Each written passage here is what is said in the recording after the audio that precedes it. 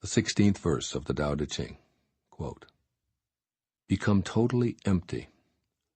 Let your heart be at peace. Amidst the rush of worldly comings and goings, observe how endings become beginnings.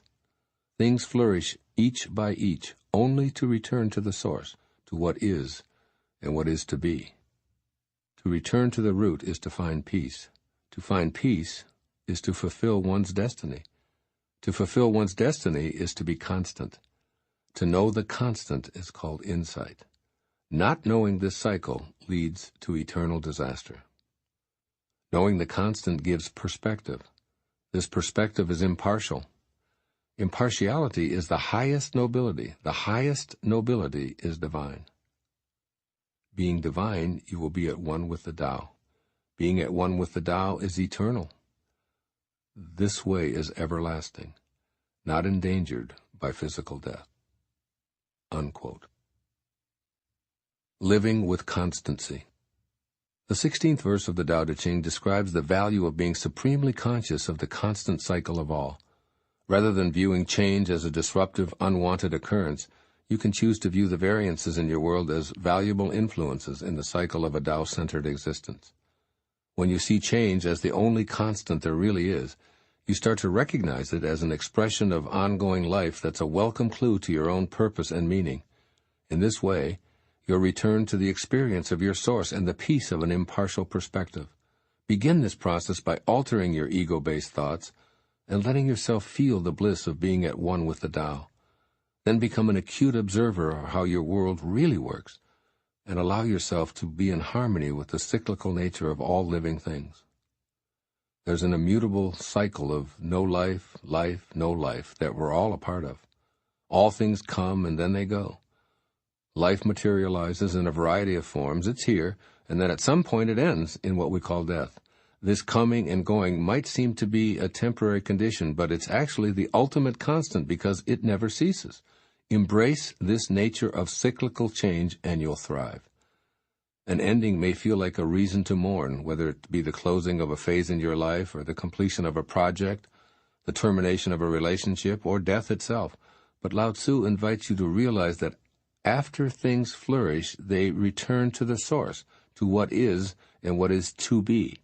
The constancy of the cycles of life is an opportunity to return to your root, where what is and what is to be are located.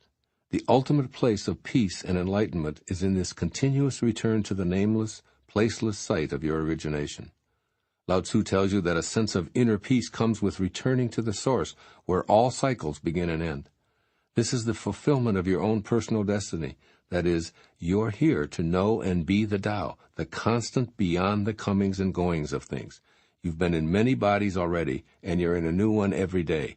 You've been in and out of many relationships, yet the eternal you survives despite transitions from beginnings back into endings. You're now being urged to know yourself as a physical creation and as a piece of the everlasting Tao. The Tao that animates all existence, including your own, is totally impartial. It plays no favorite. It brings winter regardless of whether you want it or not. It sends those you love on to other people and then back, irrespective of your desires to have it otherwise. All of life must return to it. There are no exceptions or apologies. When you're unaware of this steady influence, you attach to one element of one cycle in life, leading to what Lao Tzu calls eternal disaster. When one person leaves you, it feels like the end of the world. When a business venture fails, you flunk out of school, or when you have a painful illness or injury, you feel depressed. If you get trapped in these emotional endings, you're not permitting them to also be a natural part of life, leading you to feel disconnected from your source. You become stuck in the rush of worldly comings and goings, unable to remember the constancy where endings become beginnings. The reality is that beginnings are often disguised as painful endings.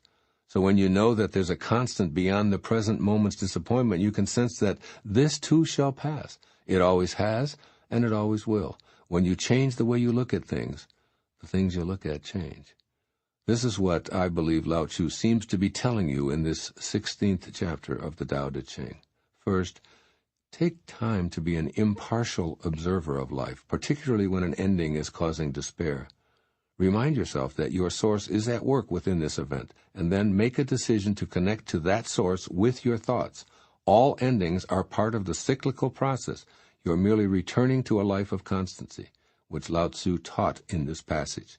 You don't have to learn anything new or change any behavior or adopt any new strategies. Just think about the word return and take comfort in the ever-constant Tao, which brings peace to despair.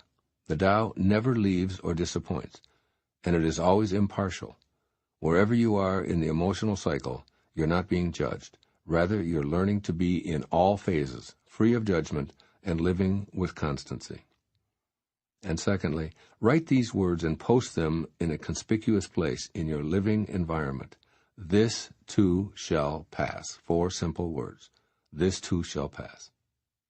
This phrase will remind you that change is the only constant in life. Everything you notice is in a cycle of coming and going. Everything. There are no exceptions.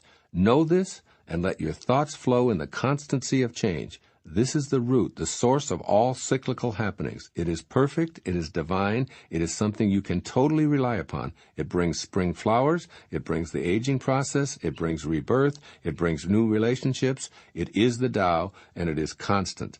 Return to it and experience your eternal essence here and now in the temporary container you call your body, in all of its dramas. This too shall pass. You can count on it. Do the Tao now. Dedicate a day to consciously seeking situations to practice impartially observing endings as beginnings, challenging yourself to find a specific number by noon. Begin in the morning by being aware that the end of a sleep is the beginning of a wake.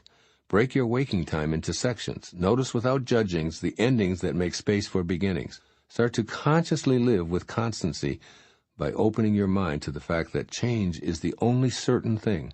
Remember to include all of your feelings in its cycle. Impartially observing sad, for instance, permits its natural ending to transform to a new beginning. This is called doing the Tao now.